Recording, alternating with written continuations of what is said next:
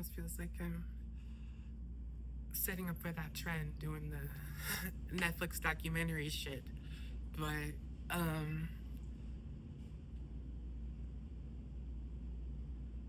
I, I kind of don't do well speaking in front of the camera.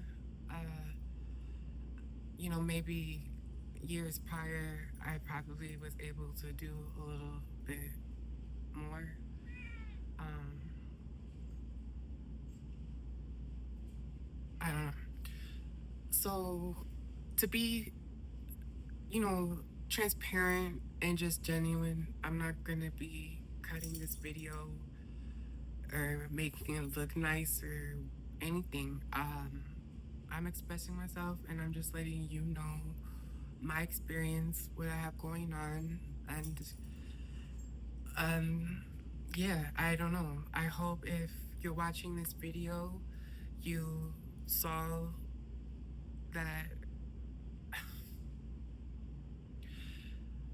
I hope those of you that end up watching this video get something out of it. And if you're in a situation similar to mine, I hope that maybe something I share with you is validating and you get a little more confidence or more comfort in learning more about yourself and being comfortable in your skin and just knowing your truth. And I don't even really know where I'm going with this because it's so many things encompassed into this blender of a mess. And that's just how I see it. Like it's just a mess, especially when it comes to healthcare in this country and the way that things are set up, and even broader, not just specifically in this country, but even on a global scale. I know there's an issue with people of color, gender queer presenting people, women getting the proper healthcare and the proper diagnosis. We go so long under the radar because we're met with society's expectations, we're met with certain reactions from people. Um, I mean, just my whole life, from schooling to even now, from the very first grade, I may react a certain type of way, or I may have an outburst, or I'm like over exuberant, over excited about something, or whatever the case may be. And those in power see me as a disruption. They would see me as going out of my way to be rude or disrespectful, attention seeking, um, just things like that that I could very see and understand for myself that other kids that didn't look like me were not getting the same treatment for having the same outbursts or interest in activities or whatever the case may be. And I know I'm not the only one, and I'm just letting you know it is what it is, and it's the hard truth in this world. People of color, queer gender folk, trans folk, women, marginalized in general, marginalized people do not get the proper care, recognition, and support that the other population gets. And I think that is a part of my frustration because it isn't just all on my family, it is also on the society that we live in, it is on the government that we depend on, it is on the leaders that we have in charge. Across the board, everything is a fucking mess. And there needs to be something done about it. And I'm like going off on a tangent right now. This video is supposed to be about me sharing my late diagnosis of being autistic and having combined ADHD. Um, yeah, I mean, for the longest time, I've always felt a little off or different. I always felt like I was a late bloomer, that, other people in my age group were able to do more or were advancing their careers and just doing great things that I could never quite connect how they were able to do those things. Or, you know, I've never been able to figure out for myself how to do those things or how to get there.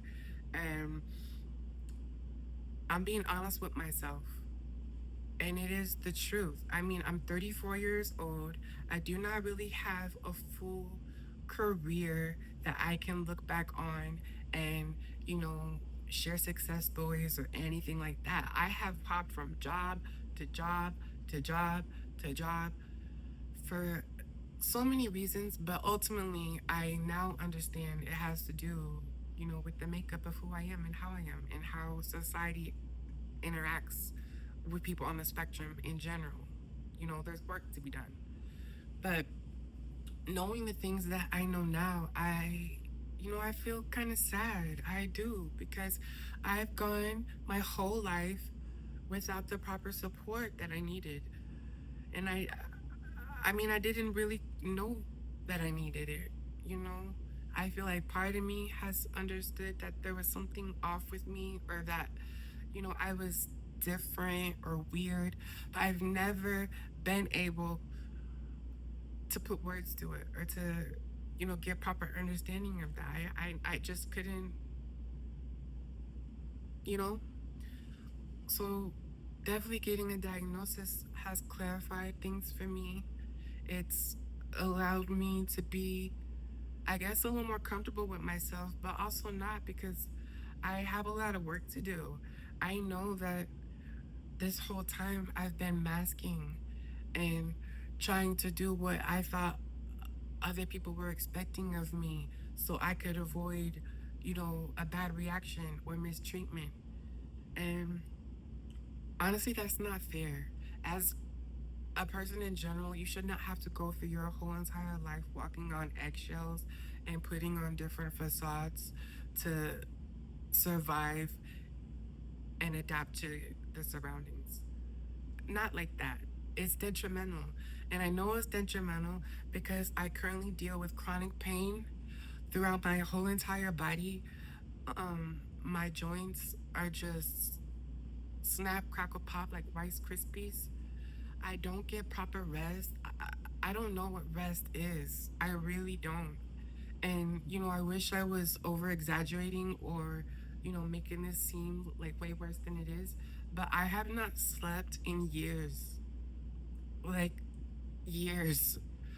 When I try to go to bed at night, I am just laying there with my eyes closed. And I don't know.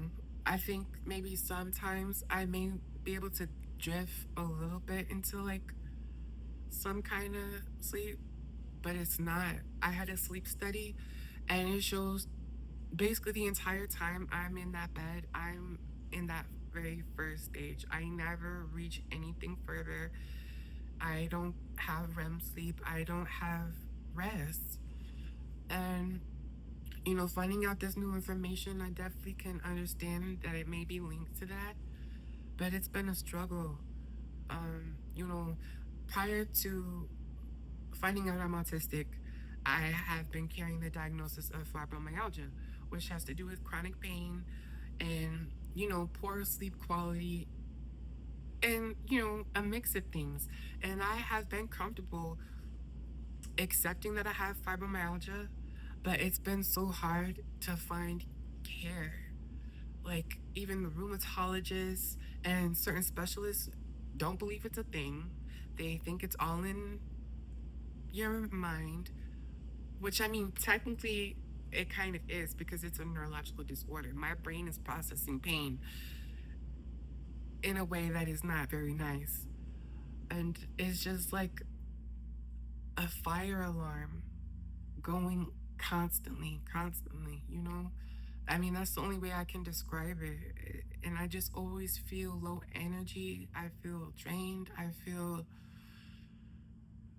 mm, and I guess that's called burnout. You know, I'm learning this new vocabulary as I'm doing research to figure out more about myself. Um, Definitely with the rise of technology and social media, I know there's certain personalities and people out there that have made careers and monetized off of being autistic or sharing their experience. And I don't necessarily think that's what I'm trying to do or where I'm going at with trying to like make videos. I just want to share my story and know that other people can relate or that other people have had similar experiences as me. And, you know, even aside from myself, there are other people in my immediate family that have been diagnosed autistic. So, with that being said, with my research and things, I wholeheartedly believe that one of my parents is autistic and their parent is autistic. And because of them being women, they, were under the radar and it just wasn't really caught. But there's so many patterns and behaviors that I recognize that I know it has to do with being on the spectrum. And I've witnessed, issues in relationships for these people with, other people on the receiving end of their behaviors, whatever, you know, taking it very negatively and not fully understanding that, hey, they have, some things going on that have not been met. They have been living a life without the proper support and needs being met. They have been in survival mode. Um, yeah. And, I've tried to explore that and maybe, get them to seek that avenue to even just get a diagnosis or clarification. Um, but, they don't think that that would be beneficial or really change anything, which I can respect that and I understand. But I mean, for me, being diagnosed autistic has changed everything for me. Like, my whole life is different, and my whole past life. I'm like looking back on things and having all these realizations. And this is my support buddy. And it's a lot. It really is just a lot. And yeah, I don't know where I'm going with this again. And I keep repeating myself, but even with friendships and personal relationships, I have always struggled and have felt like a placeholder or just like an extra. Like the people in the movies that are in the background or make a cameo. That's how I have felt in my friend groups since always.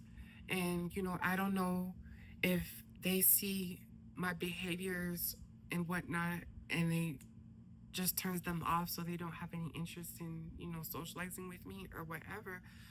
But I've always witnessed that, in certain friend groups that the other friends would get better treatment or, you know, like for example, birthdays.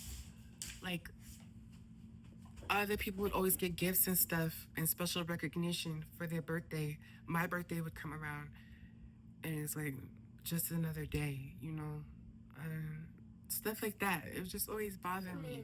Or I would have people from work that I thought I was friends with because we would go on outings, we would do things on the weekends, we would go to the movies, and then all of a sudden, I'm not getting invited to things anymore because of how I reacted to a server, making me repeat myself, or things like that. That in that moment, I didn't even understand what was going on, but now I do, and I just wish that the other people that have been in my life could have had a little more patience or a little more understanding, which I can't really hold that over anybody because I didn't even have understanding of my own self. I'm still learning.